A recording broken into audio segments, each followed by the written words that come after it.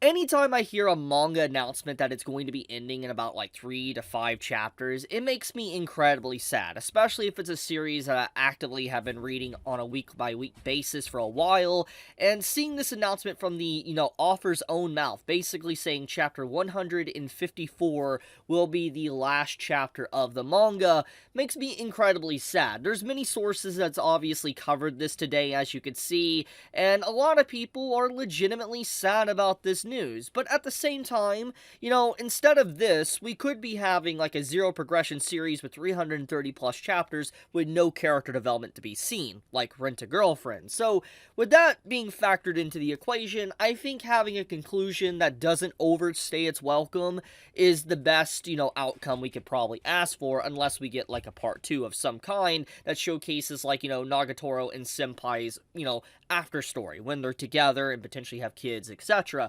But let's get right into this and let's talk about Nagatoro and just like what's happening here. So Nagatoro has 150 chapters currently. It's going to end on 154 chapters. It's crazy to think that, it's only 154 chapters because it feels like Nagatoro started years ago. Like, I feel like it started in 2017, 2018, but it's like, it's obviously not been that long since it only has 150 something chapters. So you factor all this in, it's crazy. I figured that the series would have reached maybe 200 plus chapters, but obviously that's not the case.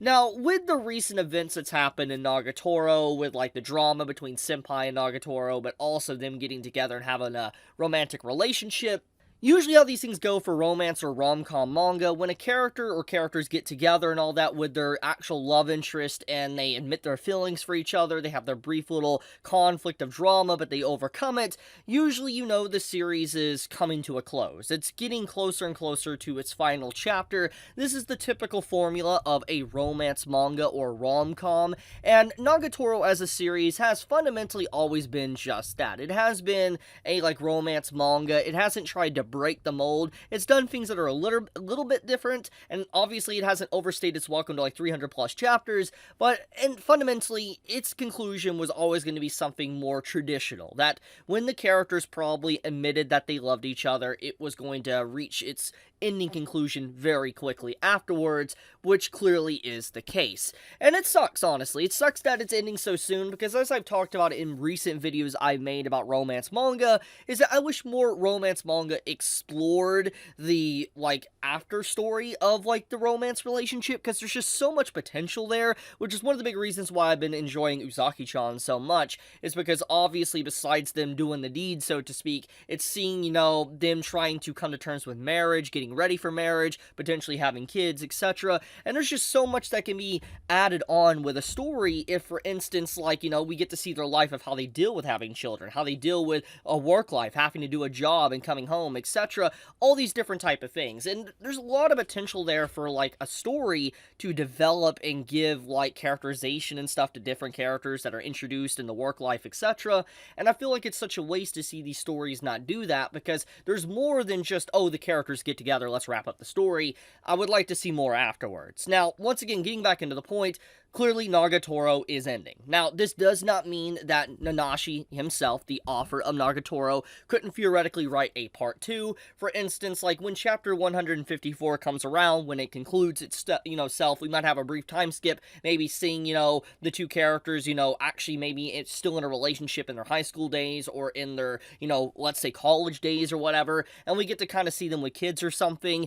Nanashi could theoretically make a part 2 of his story, just with a massive time skip after, obviously, the original, story, which I think would be completely fine, because obviously, if he wants to change the setting and all that, kind of adapting it to a new manga, maybe with a new title, might be for the best. But overall, I really do doubt we're going to get a part 2. I'm going to be honest, I do doubt that, but it doesn't change the fact, though, that I wish there would have been more. But as I said, I'm glad it's not overstaying its welcome to where it's there's no character progression and it feels awful. So I guess I'll take this ending over anything else. Now, besides that, let's take a hard look at Nagatoro as a story and just how it actually has been. It legit has been a very wholesome romance, and honestly, anyone that really loves romance manga, if you do like traditional romance that doesn't try to be super, super generic, you should give Nagatoro a try. I know the early stuff of the content of the story is a little bit awful to get through. Like, I know when it came to the first episode of Nagatoro, a lot of people dropped the show because of just how Nagatoro bullied the MC senpai. I understand that. I fully understand why a lot of people were uncomfortable by the beginning portions of Nagatoro, but there's a lot of development and a lot of things that happen after that that really just, it takes it in a different direction, and it's not like the first episode or first chapter of the story. There's so much more to it than that, and those that do want a good romance, I really highly recommend you read this story. It's really good. Now, another thing, if you're looking for something similar, maybe or something else to read, I've been talking a lot about Uzaki-chan. I think Anjo-san's really good as well. You should check that out, or Boku Yaiba. Those are the type of stories I recommend you should check out if you want to read something else after Nagatoro comes to a close.